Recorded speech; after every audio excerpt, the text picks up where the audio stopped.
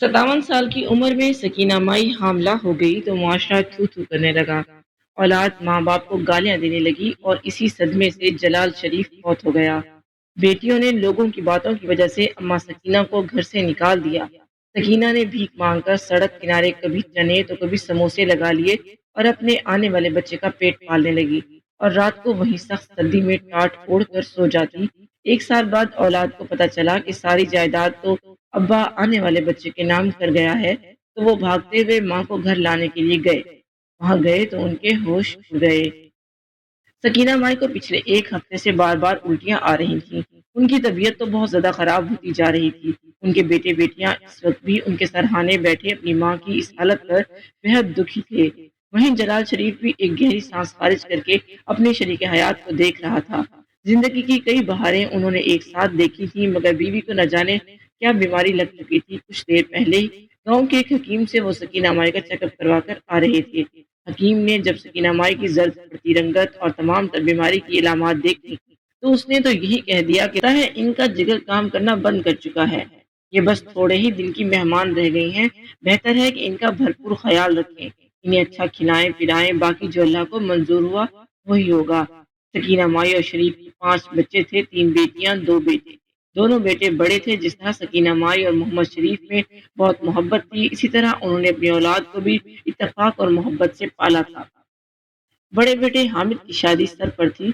शादी की तमाम तर तैयारियां भी मुकम्मल हो चुकी थी, मगर सकीना माई की इस तबीयत ने तो जैसे सारी खुशी पर पानी फेर दिया था। लड़की वाले जब सकीना माई की ये हालत देख कर गए तो यही कहने लगे कि हमें तो लगता है कि सकीना माई ज्यादा दिन तक जिंदा नहीं रह सकेगी, इसलिए बेहतर है कि मरने से पहले एक दफा अपने बेटे की खुशियों को देख कर दुनिया से जाए। इसलिए सादगी से ही सही हम हामिद और अलीजे की शादी कर देते हैं। मगर सकीना माई ने जब ये बातें सुनी तो कहने लगी कि आप लोग परेशान मत हो, शादी की तैयारियां शुरू करें। हम अपने बच्चों की धूमधाम से ही शादी करेंगे। जिस रोज बेटे की बारात थी, सकीना माई का बीपी लो था। सुबह से 2-3 मरतबा कह कर चुकी थी, मगर उसके बावजूद उसने किसी को नहीं बताया था। जैसे ही बारात लेकर सकीना माई मैरिज हॉल पहुंची तो उसे चक्कर आए और वो गिर गई। हर कोई सकीना माई की जानिब दौड़ा था कि आखिर सकीना माई को अचानक क्या हो गया। सारी खुशियों पर एक मर्तबा फिर पानी फिर चुका था।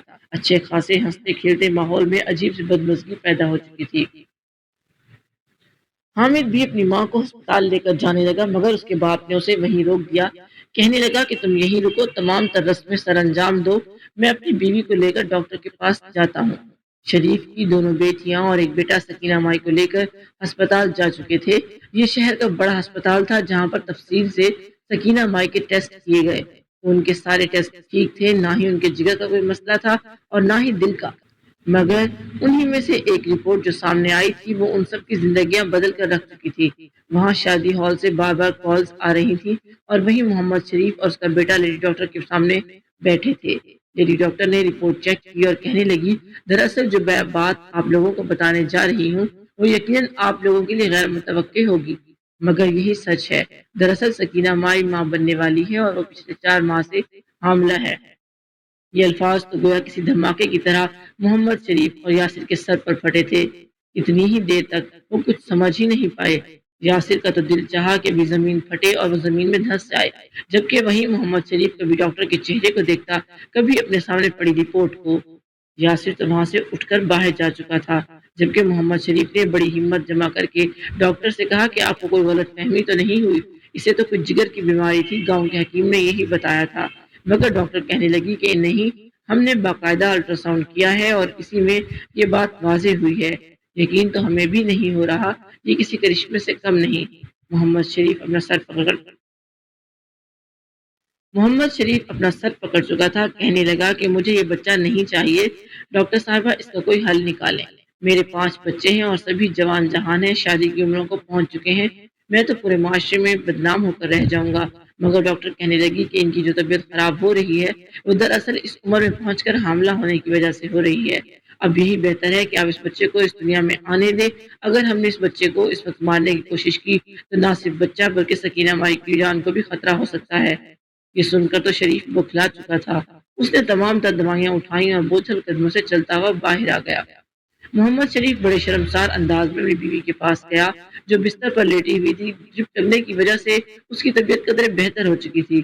محمد شریف نے بڑی ہمت جمع کرتے ہوئے کہا، سکینہ دراصل تم ماں بننے والی ہے۔ شاید پہاڑ تھا جو سکینہ مائی کے سر پر ٹوٹا، وہ تو اچھل کر ہی بیٹھ چکی تھی۔ اس کا ہاتھ سیدھا اپنے سینے پر گیا تھا۔ یہ کیا ہو چکا تھا؟ شاید اس میں خدا کی مرضی تھی۔ وہ اور محمد شریف جب کمرے سے باہر نکلے تو آس پاس نظر دوڑانے لگے۔ ان کے تینوں بچے وہاں موجود نہیں تھے۔ شاید انہیں بھی ماں باپ پر غصہ تھا۔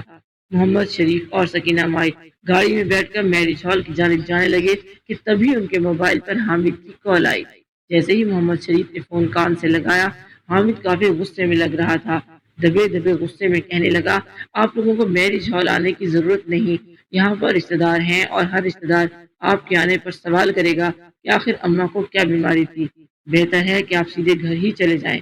خاندان میں یہ بات جنگل کی آگ کی طرح پھیل گئی۔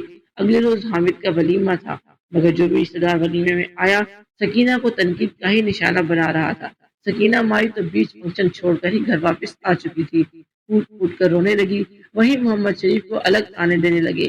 حامد نے تو ولیمے کی شامی کہہ دیا کہ میں اب اس گھر میں نہیں رہوں گا، مجھے ایسے والدین کے ساتھ نہیں رہنا، میں جلد از جلد علیزے کے ساتھ الگ گھر میں شفٹ ہو جاؤں گا، مجھے مزید اپنی بدنامی نہیں کروانی۔ باقی بیٹیاں اور بیٹا بھی ماں باپ سے کٹ کر رہ چکے تھے۔ وہ جو کبھی ہنستا کھیلتا گھر ہوا کرتا تھا اب تو بس بکھر کر رہ گیا تھا۔ محمد شریف کی طبیعت اس رات بےحد خراب تھی۔ وہ عشاء کی نماز پڑھ کر گھر آیا تو اپنے گھر کو ویران دیکھا۔ نہ ہی بیٹیوں نے آج اسے پانی پوچھا تھا اور نہ ہی کسی نے اسے کھانا گرم کر کے دیا تھا، اور نہ ہی اس کے ساتھ بیٹھ کر کسی نے ڈھیروں باتیں کی تھی، بلکہ الٹا اس کو گھر آتے دیکھ کر سب اپنے اپنے کمروں میں جا چکے تھے۔ یہ بات محمد شریف سے برداشت نہ ہوئی۔ وہ کمرے میں جا کر دھاڑے مار کر رونے لگا۔ آخر اس نے غلط کیا ہی کیا تھا؟ اس نے کوئی گناہ تو نہیں کیا تھا، پھر آخر لوگ اسے کس جرم کی سزا دے رہے تھے؟ وہ دھاڑے مارتا مارتا ایسا فرش پر گرا، دوبارہ اٹھ ہی نہ سکا۔ وہ اس دنیا سے رخصت ہو چکا تھا اور ایک بڑا ہی دردناک کوہرام مچ چکا تھا۔ باپ کو مرا ہوا دیکھ کر بچوں کو دکھ ہوا تھا۔ بھلے ہی باپ سے اختلافات تھے، مگر انہوں نے زندگی کا ایک بڑا حصہ ان کی محبت اور شفقت میں گزارا تھا۔ سکینہ مائی تو پھوٹ پھوٹ کر رو رہی تھی، مگر گاؤں کی آنے والی عورتیں اور رشتہ دار منہ چھپا چھپا کر سکینہ مائی کے بارے میں باتیں کر رہی تھیں۔ دھیرے دھیرے سب لوگ اپنے اپنے گھروں میں جا چکے تھے۔ سارے رشتہ داروں نے سکینہ مائی سے ہر رشتہ تعلق توڑ دیا تھا۔ لوگ ان کے خلاف باتیں کرتے، یوں بچے بھی شرمندہ ہوتے گئے۔ باپ تو مر چکا تھا، مگر ماں کو اب وہ اپنے سامنے برداشت نہیں کر سکتے تھے۔ پہلے جو ماں کی خراب طبیعت دیکھ کر تڑپ اٹھتے تھے، اب ماں گھر میں تڑپتی رہتی، بیمار رہتی، مگر کوئی پوچھنے والا نہیں تھا۔ ایک روز سب بچوں نے مل کر بیٹھک لگائی اور یہ فیصلہ کیا کہ وہ ماں کو گھر سے نکال دیں گے۔ اگر کسی نے پوچھا تو یہ کہہ دیں گے کہ ماں مر گئی ہے۔ اس روز انہوں نے سکینہ کو دھکے مار کر گھر سے نکال دیا۔ اس کی طبیعت تو پہلے ہی بہت خراب تھی۔ وہ روتی رہی، بچوں کے آگے ہاتھ جوڑتی رہی، یہ یاد دلاتی رہی کہ وہ ان کی ماں ہے، وہ ان کے ساتھ ایسا نہ کرے، مگر بچوں نے ایک نہ سنی۔ سکینہ مائی روتی دھوتی گھر سے باہر نکلی، آنکھوں سے مسلسل آنسو بہہ رہے تھے۔ کوئی سمجھ نہیں آ رہی تھی کہ کہاں جائے۔ اس کی تو زندگی گویا بدل چکی تھی۔ وہ آ کر ایک جانب سڑک کنارے بیٹھ گئی، اپنا منہ چھپا کر مسلسل رو رہی تھی۔ محمد شریف اسے بہت یاد آ رہا تھا۔ اگر وہ زندہ ہوتا تو یہ سب کچھ نہ ہوتا۔ اسے یوں بیٹھا دیکھ کر ایک دو لوگ وہاں سے گزرے اور اسے مجبور لاچار عورت سمجھ کر کچھ پیسے اس کے سامنے رکھے۔ یہ دیکھ کر تو سکینہ مزید رونے لگی تھی۔ لوگ اسے بیکارن سمجھ رہے تھے۔ ان پیسوں سے اس نے ہوٹل سے روٹی خریدی اور وہیں بیٹھ کر کھانے لگی۔ اس نے سوچ لیا تھا کہ وہ یوں ہی اپنے اور اپنے بچے کا پیٹ پالے گی، مگر ہمیشہ بھیک نہیں مانگے گی، بلکہ اپنے حق حلال کی محنت سے کام کر کے کمائے گی۔ وہ یوں ہی اپنا وجود بڑی سی چادر میں ڈھانپے ہوئے ایک جانب بیٹھ جایا کرتی، لوگ اسے بھیک دیتے رہتے، وہ یہی کوشش کرتی کہ ایک وقت کا کھانا کھائے۔ یوں پیسے جمع کر کے اس نے کبھی سموسے تو کبھی آلو چھولے بیچنا شروع کر دیے۔ اس کے ہاتھ میں بہت ذائقہ تھا۔ وہ اپنے ہونے والے بچے کو دنیا میں لانا چاہتی تھی۔ اس کے سموسے اس قدر لذیذ ہوتے کہ لوگ بڑی بڑی دکانوں کو چھوڑ کر اسی سے سموسے خرید کر لے جایا کرتے۔ یوں اس کے پاس اچھے خاصے پیسے جمع ہونا شروع ہو گئے۔ وہ ایک ہوٹل کی پچھلی جانب چلی جاتی، وہاں پر کسی کا بھی گزر نہ ہوتا۔ وہیں پر وہ سر ڈھکنے کے لیے ایک چادر پر کپڑے سے چھت بنا لیتی اور زمین پر ٹاٹ بچھا کر رہتی۔ سردیاں آ چکی تھی، موسم سرد تھا، وہ سردی سے کانپتی رہتی، مگر کبھی کسی کے سامنے ہاتھ نہیں پھیلایا تھا۔ وہ ٹاٹ ہی اپنے جسم پر لپیٹ کر ساری رات بیٹھتی، خدا کا ذکر کرتی رہتی۔ اسے نیند نہیں آتی تھی، ذرا سی سورج کی گرمائش ہوتی تو اسے کچھ سکون ملا کرتا۔ یوں کرتے کرتے 9 ماہ بیت گئے اور اللہ نے اسے ایک بیٹا دیا۔ بیٹے کو دیکھ کر وہ زاروں قطار رونے لگی۔ اس کے لیے یہ بیٹا بہت قیمتی تھا اس کے لیے، کیونکہ اس بیٹے کی خاطر اس نے بہت سی مصیبتوں کو سہا تھا۔ سکینہ ہسپتال سے نکلی اور ایک کمرے کا کرائے کا گھر دیکھا۔ اس کے پاس اتنے پیسے تھے کہ وہ ایک کمرے کا کرایہ ادا کر سکتی تھی۔ باقی پیسوں سے اس نے اپنے بچے کے لیے کچھ چیزیں خریدی۔ وہ اپنے بچے کو اپنے ساتھ لے جاتی اور سموسے بیچا کرتی۔ ایسا کرتے ہوئے اسے 1 سال بیت چکا تھا۔ جب چھوٹے بیٹے نے بھی شادی کر لی اور کسی وجہ سے گھر میں آپس کے بہن بھائیوں کے اختلافات ہوئے تو یوں اس جائیداد کے بٹوارے کی بات آئی۔ جب وکیل سے اس جائیداد کے بارے میں بات کی گئی تو وکیل کہنے لگا کہ یہ جائیداد تو آپ کے والد صاحب، آپ کی ماں سکینہ مائی اور اس کی ہونے والی اولاد کے نام کر گئے تھے۔ جب تک یہ جائیداد آپ کے نام نہیں ہوگی، آپ کا اس جائیداد پر کوئی حق نہیں۔ یہ جان کر تو 5 بچوں کے پیروں تلے سے زمین نکل گئی۔ جائیداد کے لالچ میں ہی صحیح، دونوں بیٹے اور بیٹیاں اپنی ماں کو ڈھونڈنے لگے۔ پورا علاقہ چھان چکے تھے مگر انہیں ان کی ماں نہیں ملی تھی۔ حامد سڑکوں پر مارا مارا پھرتا ہوا ایک جانب آ کر رکا تھا۔ وہ اپنی کار میں بھی بیٹھا آس پاس آتے جاتے لوگوں کو دیکھ رہا تھا کہ اس کی نظر سڑک کے کنارے اپنی ماں پر پڑی۔ وہ تو ہڑبڑا چکا تھا۔ اس کی ماں ایک جانب ریڑھی پر سموسے بیچ رہی تھی۔ کچھ لوگ اکٹھے تھے اور اس کے سموسے لے رہے تھے۔ وہ گاڑی سے اترا، اس نے اپنے دوسرے بھائی کو فون کر کے بلا لیا۔ جیسے ہی لوگوں کا رش کم ہوا اور ماں وہاں سے جانے لگی تو فوراً آ کر بیٹوں نے ماں کے قدموں میں سر رکھ دیا، دھاڑے مار مار کر رونے لگے اور معافیاں مانگنے لگے، کہنے لگے کہ اماں معاف کر دو، تمہارے جانے کے بعد ہماری زندگی بدل کر رہ گئی، ہم نے بہت بڑی غلطی کر دی تمہیں گھر سے نکال کر۔ ماں نے بھی اپنے بیٹوں کو دیکھا تو وہ رونے لگی۔ اگلے ہی پل وہ اپنے بیٹوں کے دیے ہوئے الزامات بھول چکی تھی۔